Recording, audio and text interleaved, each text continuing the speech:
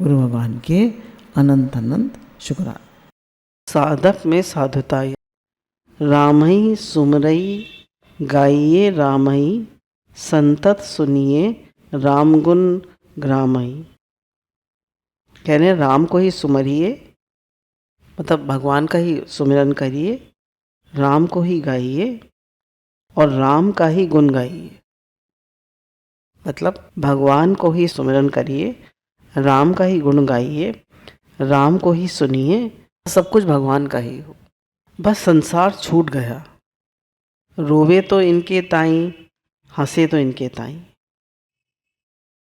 कह रहे संसार तो छूटता जाए, संसार का चिंतन, संसार की बातें, बस संसार छूट गया, रोवे तो इनके ताई, हंसे तो इनके ताई, प्यार करे तो इनसे, लाड़ लड़ावे तो इनसे ही, मानो हमारे लिए संसार में इनके अतिरिक्त कुछ है ही नहीं। ये कितनी बढ़िया बात कह रहे हैं। कह रहे हैं बस संसार तो छूट गया, रोएं तो भगवान के लिए, हंसें तो भगवान के लिए, प्यार करें तो भगवान को, लाड़ लड़ाएं तो भगवान से, मानो हमारे लिए तो सारा संसार छूट गया, हमारे लिए भगवान के अतिरिक्त कुछ है ही नहीं। है हम लोगों में कोई ऐसा? मन जन्म जन्म का बिगाड़ियो भयो है। कह रहे मन जन्म जन्म का बिगड़ा हुआ है हमारा, धीरे धीरे शांत होगा। सब उपाय मन के निरोध के लिए हैं। अपने को पूर्ण मान के आलसी न बन जाए, मनमानी न करने लग जाए, साधन न छोड़ बैठे। कह रहे अंत समय तक साधन करते रहें, अपने को पूर्ण मान के आलस न करें, मनमानी न करें, अंत समय तक सत्संग भजन साधन करते रहें, अंतिम सांस तक। अपने को पूर्ण तो कभी ना माने, यही माने हमें तो कोई भजन नहीं आता, हमसे तो कोई भजन बन ही नहीं पड़ता, हमसे तो कोई साधन भी नहीं होता, हम तो बिल्कुल साधारण हैं। भगवान हम तो आपके चरणों की धूल है, हम तो बिल्कुल ज़ीरो हैं, हम तो कुछ नहीं कर पाते। भक्त लोग तो कितना कितना साधन करते हैं, हमसे तो कुछ नहीं हो पाता। भगवान थोड़ा बहुत जो होता है वो करने कराने वाले आप हैं प्रभु। मन को हट सो नहीं, पुचकार के समझा के ही मार्ग पे लावे। कह रहे मन की मार पिटाई ना करें, मन को पुचकार के प्यार से इस मार्ग पे लावे। इंद्रियां ही मन को आहार देती हैं, इंद्रियों से ही मन चंचल और बाहरमुखी बनता है। इससे सतत सावधानी पूर्वक अपनी समस्त इंद्रियों को समाहित ही रखे। कहने इंद्रियों को बाहरमुखी ना रखे। जैसे अम्मा जी एक बात कहते थे, उसको अगर हम लोग फॉलो करें तो बहुत अच्छा है कि शीशे में शक्ल ना देखें ज़्यादा। अम्मा जी बहुत कहते थे इससे देह भाव और जी भाव किससे पक्का होता है? मन से मिले रहने से।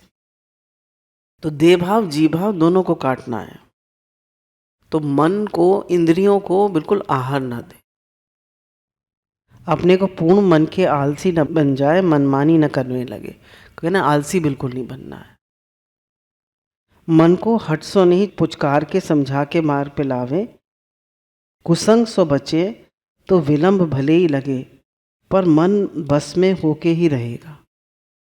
मन को वश में करने के लिए इंद्रियों को आहार न दें, कुसंग न कराएं, इसको मनमानी न करने दें, आलस न करने दें, समझा बुझा के भगवान के मार्ग पे लाएं और भगवान की बात करें, भगवान की बात सुने, भगवान की ही गुण गाएं, भगवान को का ही की सेवा करें, भगवान को ही सब कर्म अर्पण करें, भगवान की बात कहें, इधर उधर की बात ना करें, व्यर्थ ना देखें।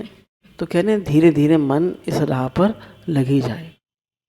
अपनी कमी है, कमी खोजें, इनको दूर करने की पूरी सत्यता से चेष्टा करें। कहने जितनी भी कमी है वो हमारी है। एक दृष्टांत था, एक बार एक कंपनी होती है, उसमें लिखा होता है बाहर गेट पर, जो उनका जैसे घुसते हैं अपने ऑफिस में, तो बड़ा बड़ा लिखा होता है कि जो हमारी तरक्की को रोक रहा था वो आदमी मर चुका है और उसकी जो लाश है वो जो जिम है जहाँ पे व्यायाम होती है उस कमरे में रखी है। तो सब लोग जाके उसको देखा है कि कौन आदमी आपकी तरक्की रोक रहा था। तो सब लोगों के मन में बड़ी उत्सुकता आ गई कि कौन हमारी तरक्की रोक रहा था, देखें उसको, कौन था वो। और खुशी भी बड़ी हो रही थी कि कौन हमारी तरक्की रोक रहा था। सब लोग खुश भी थे और मन में उत्सुकता भी थी। सब इकट्ठे हो गए तो कहा कि अब जिम्नेजियम का दरवाज़ा खुलेगा, आप लोग सब जाके दर्शन कर लीजिए। तो सब लोग गए भागे भागे देखने के लिए कि भाई कौन है वो जिसने हमारी तरक्की रोक रखी थी। तो एकदम भीड़ लग गई जिम में।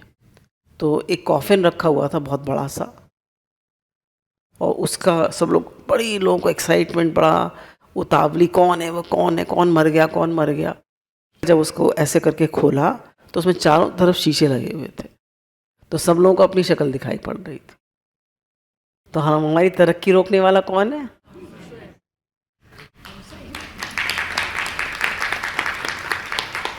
तो हमारी तरक्की रोकने वाले हम स्वयं हैं, और कोई नहीं हमारी तरक्की रोक रहा। तो हम अपने मन में खोज करें कि कैसे हम अपनी तरक्की को रोक रहे हैं। क्या हमारी ऐसी हैबिट्स हैं, क्या हमारे ऐसे संस्कार हैं, क्या हमारा ऐसा स्वभाव है जो हमारी तरक्की को रोक रहा है, हमें आगे नहीं बढ़ने दे रहा, हमें लाइफ में भी आगे नहीं बढ़ने दे रहा, हमें कोई पसंद नहीं करता, हमारा भजन भी नहीं हो रहा, हम भगवान के भी प्रिय नहीं हैं, हम संसार में भी किसी के प्रिय नहीं हैं, हम आगे भी नहीं बढ़ पा रहे लाइफ में। ऐसी हमारे क्या स्वभाव संस्कार है जो हमें पीछे कर रहे हैं? तो उन स्वभाव संस्कारों को समझें, अपने मन को समझें और उनसे ऊपर उठें। तो कोई हमारी तरक्की नहीं रोक सकता, हम स्वयं अपनी तरक्की को रोक रहे हैं। हम सोचते हैं वो हमको पीछे बढ़ने से रोक रहा है, वो रोक रहा है, वो रोक रहा है, वो रोक रहा है, घर में काम है इतने, घर में इतना फैला रहा है, वो रोक रहा है, हमारे पति रोक रहे हैं, हमारी सास रोक रही हैं, हमारी बहू रानी रोक रही हैं, हमारा बेटा रोक रहा है। कोई नहीं रोक रहा आपको, सिर्फ आपका मन रोक रहा है आपको। आप स्वयं अपने को रोक रहे हैं।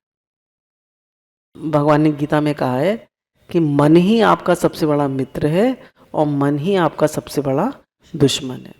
जब ये मन भगवान की राह में लग जाता है तो ये आपका मित्र बन जाता है, और जब ये मन संसार में लगा रहता है, राग द्वेष करता रहता है, तो यही आपका सबसे बड़ा शत्रु बन जाता है। गुरु भगवान के अनंत अनंत शुक्राने। तो कहने अपनी कमी खोजें, इनको दूर करने की पूरी सत्यता से चेष्टा करें, सफलता अवश्य मिलेगी। दृढ़ बंधन के पश्चात ही मुक्ति संभव है। दृढ़ बंधन के बाद ही मुक्ति संभव है, इसका क्या मतलब हुआ? गुरु से बंध जाए, भगवान से बंध जाए, संबंध अपना दृढ़ हो जाए, तभी मुक्ति संभव है। अधिकतर महापुरुष के एक नित्य सानिध्य में रहने वाले साधक महापुरुष की आध्यात्मिक संपदा से वंचित रह जाएं, और दूर रहे वाले श्रद्धालु साधक पूरा लाभ उठा लेते हैं। वाह क्या बात है! कह रहे जो गुरु के सानिध्य में रहते हैं वो तो उनकी लाभ से वंचित रह जाते हैं, और जो दूर रहते हैं वो उसका पूरा लाभ उठा ले जाते हैं। ताली नहीं बजाएंगे? आप लोगों के फायदे हो गया। क्यों? कह रहे हैं जो दूर रहने वाले होते हैं वो तो सिर्फ सत्संग सुनते हैं और घर चले जाते हैं, तो उन्हें तो सिर्फ सत्संग मिलता है। और जो पास रहते हैं वो उनकी रहनी सहनी सब देखते हैं, उनकी दोष दृष्टि हो जाती। तो हमेशा याद रखना चाहिए गुरु एक सिद्ध महापुरुष है या है ही भगवान। या तो अगर आप ऐसे करके देखना चाहते हैं तो हमेशा भाव रखना चाहिए सिद्ध महापुरुष है। भाई ऐसी भावना तो रख सकते हैं ना कि गुरु एक सिद्ध महापुरुष है, भाई सबके लिए जी रहे हैं, सबके लिए कर रहे हैं, इतना बड़ा हमारे लिए कार्य कर रहे हैं। जब से इस शरीर का विवाह हुआ है तब से मैंने तो घर में सत्संग ही देखा है। पूरा जीवन उन्होंने सत्संग के लिए कुर्बान कर दिया। कौन करता है आजकल?